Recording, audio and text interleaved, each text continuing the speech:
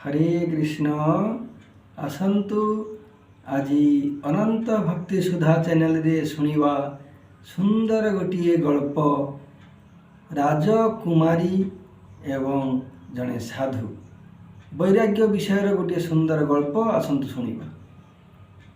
गोटे राज्य रे जड़े साधु बास करुथिले तांका नाम जगदेव कुमार। से थिले कृष्ण भक्त। अति निपुणतार सहित भक्ति जगरे वैराग्य भावरे दृढ़तार सहित से हरिभजन करिथांती। किंतु सेई देशर राजार राजकुमारी तांको नाम भाग्यवती। से जेतेबेले उपयुक्त होती राजा तांकु विवाह देवा पाई प्रस्ताव दियंती। किंतु राजकुमारी तांकर मनर कथा राजा को जनइले जे मु सेही साधु कृष्ण भक्त को विवाह करिया पाई चाहे। राजा भी शुणी खुशी हेले कि जाहाउ मु जने शुद्ध कृष्ण भक्त ज्वाई पाइबी, मोर कल्याण हब, मोर मध्य मुक्ति हो जीवो। एभली चिंता करी राजकुमारी बाघर से साधु सहित जगदेव कुमार सहित देवाई से प्रस्ताव जाई से जगदेव कुमार को जनइले। किंतु जगदेव कुमार कहले हे महाराज मु विवाह करिया चाहे ना। मु भगवानंकर भजन करुछि, हरि भजन करुछि, मु संसार करिया चाहे ना। से कथा राजकुमार को जनईदेले। किंतु राजकुमार कहले बापा मु जदि सेही भक्त को विवाह न करे मु मोर गलारे छुरी दे आत्महत्या करी, मु अन्यथा किछि मोर नाही। महाराज चिंतार पड़गले कौन करेंगे। एमती किछि दिन चली जाए थरे से राजांकर अंगिनारे राजमहल रे जड़े नटी आसी थांती हरिकथा गुणगान करुथांती। आउ राजा मध्य से कृष्ण भक्त को निमंत्रण करि थांती। आ कृष्ण भक्त मध्य आसी से राजांकर राजउवास रे बसी अति भावर सहित से कृष्ण लीला दर्शन श्रवण करुथांती। आउ से नटी मध्य अति मनमुग्धकर भाव रे कृष्णंकर लीला महिमा गान करि चलथांती। शेषरे एते मुग्ध हो गले जे से साधु जनक वैष्णव जनक कहले हे नटी तुमर कथारे तुमर कृष्ण गुण गान रे मु अति मुग्ध। तुमको कौन उपहार देवी मो पाखे किछि नाही मोर देह बिना।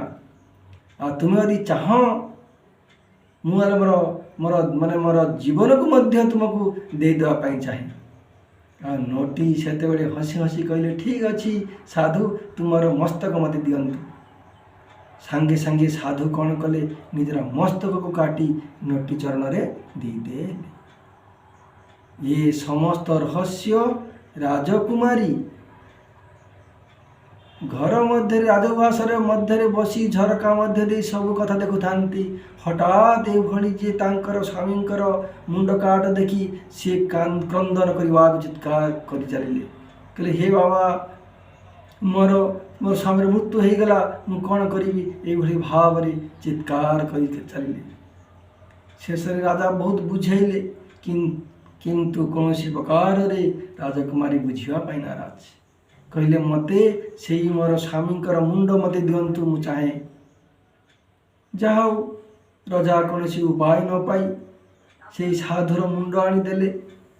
राजकुमारी कौन करिले ना गोटे थाली रे से तांकर भावी स्वामीर मुंड को रखी ता से मुंड आड़क मुह करी तांको आड़क मुह करी बसिले। किंतु बड़ आश्चर्य कथा से जे कटा मुंडटी राजकुमारी को पछ करी अर्थात बुली करी रहिला। राजकुमारी पुणी कौन कले ना से कटा मुंड को बुली आनी निज आड़क मुह करदेले। पुणी से भली से कटा मुंडटी थाली रे पुणी राजकुमारी आड़ को पछ करी पुणी बुली गला कटा मुंडटी। हाँ बंधु कि भली वैराग्य ମୃତ୍ୟୁ ପରେ ବି ବୈରାଗ୍ୟ ଆଚରଣ କରୁଛନ୍ତି। ମହାପ୍ରଭୁର ଭକ୍ତ ବୈରାଗ୍ୟ ପ୍ରଧାନ, ଯାହା ଦେଖି ସନ୍ତ ସୟ ଚୈତନ୍ୟ ଭଗବାନ। ବୋଲ ବୃନ୍ଦାବନ ଚନ୍ଦ୍ର କି ଜୟ। ଅତଏବ ବୈରାଗ୍ୟ, ଭଗବତ ପ୍ରତି ମମତା ଆଉ ବିଷୟରେ ବିତୃଷ୍ଣା, ଭଗବତ ଉପଲବ୍ଧି, ଏସବୁ ତ ଭକ୍ତିର କଥା ନା। ଅତଏବ ଏହାପରେ କ'ଣ ହେଇଛି ନା, ଯେତେବେଳେ କୌଣସି ପ୍ରକାରରେ ଏଭଳି ଅବସ୍ଥା, ସେତେବେଳେ ରାଜକୁମାରୀ କହିଲେ କାନ୍ଦି କାନ୍ଦି ମୋତେ ତାଙ୍କରି ସେଇ କଟା ଦେହଟି ମୋତେ ଦିଅ। ରାଜା ମଧ୍ୟ ଉପାୟ ନ ପାଇ ସେଇ କଟା ଦେହଟି ନେଇ ଆସିଲେ। କଟା ଦେହ ଉପରେ ଏ ରାଜକୁମାରୀ ତାର ମୁଣ୍ଡଟିକୁ, ସେଇ ଭକ୍ତର ବା ତାର ଭାବି ସ୍ୱାମୀର ମୁଣ୍ଡଟିକୁ ବସେଇ ଦେଲେ। ବସେଇ ଦେବା ମାତ୍ରକେ ମୁଣ୍ଡ ଯୋଡ଼ିଗଲା ଏବଂ ପ୍ରାଣ ମଧ୍ୟ ବିନ୍ୟାସ ହେଇଗଲା। କିନ୍ତୁ ସେତେବେଳେ ଭକ୍ତ ମଧ୍ୟ ବୁଲିକରି ଛିଡ଼ା ହେଲା। କୌଣସି ପ୍ରକାର ରାଜକୁମାରକୁ ଅନଉନାହାନ୍ତି। ରାଜକୁମାରୀ କାନ୍ଦି କାନ୍ଦି କହିଲେ, ହେ ସ୍ୱାମୀ, ମୁଁ ତୁମ ବିନା ମୁଁ ଆଉ କାହାକୁ ବିବାହ କରିପାରିବି ନାହିଁ, ମୋତେ ଅଙ୍ଗୀକାର କରନ୍ତୁ। ସାଧୁ କହିଲେ, ଦେଖ, ମୁଁ ତ ସଂସାର ବୈରାଗୀ, ମୁଁ ଚାହେଁ ହରିଭଜନ କରିବା ପାଇଁ, ମୁଁ ସଂସାର କରିବା ପାଇଁ ଚାହେଁ ନାହିଁ। ରାଜକୁମାରୀ କହିଲେ, ହେ ସ୍ୱାମୀ ଦେବ, ମୁଁ ଚାହେଁ ମଧ୍ୟ ହରିଭଜନ କରିବା ପାଇଁ, ମୁଁ ସଂସାର କରିବା ପାଇଁ ଚାହେଁ ନାହିଁ। ମୋତେ ଅଙ୍ଗୀକାର କରନ୍ତୁ, ଆପଣଙ୍କର ସେବାରେ ଲଗାନ୍ତୁ। ମୁଁ ଆପଣଙ୍କର ସେବା କରି, ଭଗବାନଙ୍କର ସେବା କରି ମୋର ଜୀବନକୁ କୃତାର୍ଥ କରିବା ପାଇଁ ଚାହେଁ, ନହେଲେ ମୁଁ ଆତ୍ମହତ୍ୟା କରିବି, ମୁଁ ଏ ଦେହ ରଖିବି ନାହିଁ। ସମସ୍ତ ଜାଣି ସାରିଲା ପରେ ସାଧୁ ଜାଣିଲେ ଯେ ଇଏ ବାସ୍ତବିକ ରାଜକୁମାରୀ ଭଗବାନଙ୍କର ସେବା କରିବା ପାଇଁ ଚାହେଁ, ସେ ସଂସାର କରିବା ପାଇଁ ଚାହେଁ ନାହିଁ। ସେତେବେଳେ ସେ ସାଧୁ ରାଜକୁମାରୀଙ୍କୁ ଗ୍ରହଣ କରି, ଅଙ୍ଗୀକାର କରି, ଦୁଇ ଜଣ ହରିଭଜନ କରି ଭଗବତ ପ୍ରାପ୍ତି ହେଲେ। ବୋଲି ବୃନ୍ଦାବନ ଚନ୍ଦ୍ର କି ଜୟ।